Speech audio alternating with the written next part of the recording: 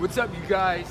Super excited because no matter what, health is important, getting active is important, but however you may need to do it, right? Roxy's had a little knee injury. She has like, you know, a tear in her knee. Maybe some of you guys, we run into people all the time that have maybe an injury, something that they've got to modify. So we want to do a video to show you how you can stay active, stay healthy, but not further injure, or maybe you're re-getting into it, like slowly re-get healthy, right?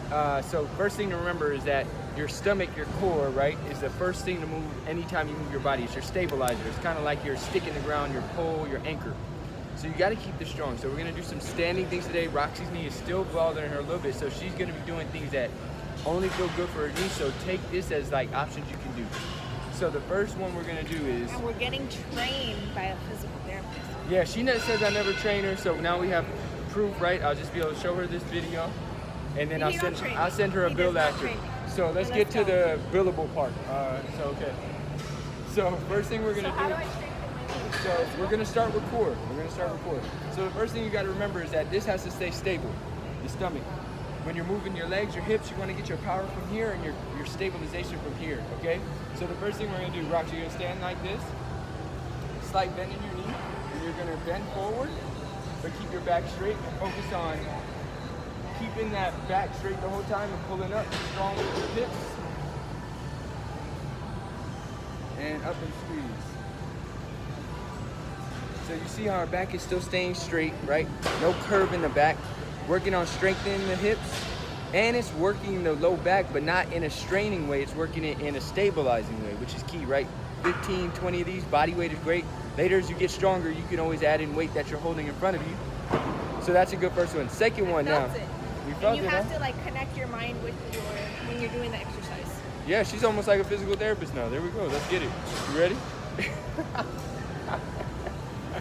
So next one. Now let's work on twisting. So the key thing is that your spine also twists, and that's when it's most like vulnerable to tear or back strain, right? So you got to keep those strengthening muscles around musculature, right? Muscles around the spine as you're twisting, because that's really important. You're pulling stuff out of the trunk, you're pulling like your kids as they're wilding out, right? Or our pups. So now you're gonna slightly bend your knees and work on twisting, but really control this twist. Twist as far as you can comfortably, but really feel this, and not too fast, but like almost like you're trying to pull a rope as if you had a rope right here, and pulling it side to side. And I feel like right here. One thing you can do, you wanna keep your heels down on the ground so it's all hips. There you go.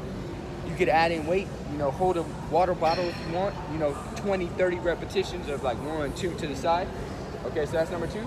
The last one is gonna be, if your knee is hurting, you gotta see if first you can be on one foot without problem, right? If you can, then what you're gonna wanna do is maybe just pick up your heels. So if you can show them, back up, like you would just pick up your heels so your toes are still on, right? So if you're not that good, that's a way to start.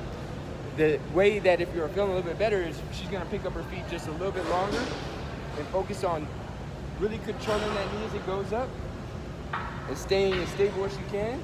Make it a little harder, hold your arms up here and focus on controlling. You can even see her stomach starting to activate. It's a lot harder than it looks because all this has to stabilize you on just one leg now, right?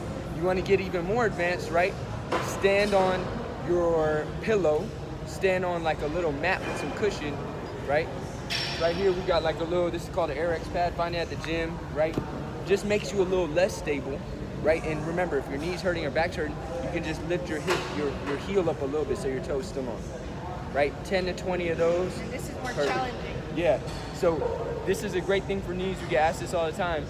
After she heals up, she needs to do more stability work, like squats on this RX pad, it's called, or a Bosu ball as she gets better, right? This is the Bosu ball, if you've seen it in the gym kind of thing.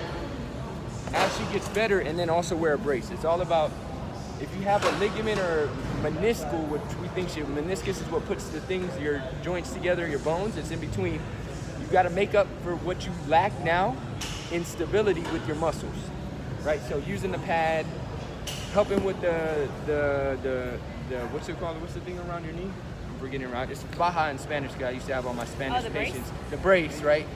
This is what I used to tell my Spanish. Una faja para sus piernas, okay, aquí, right?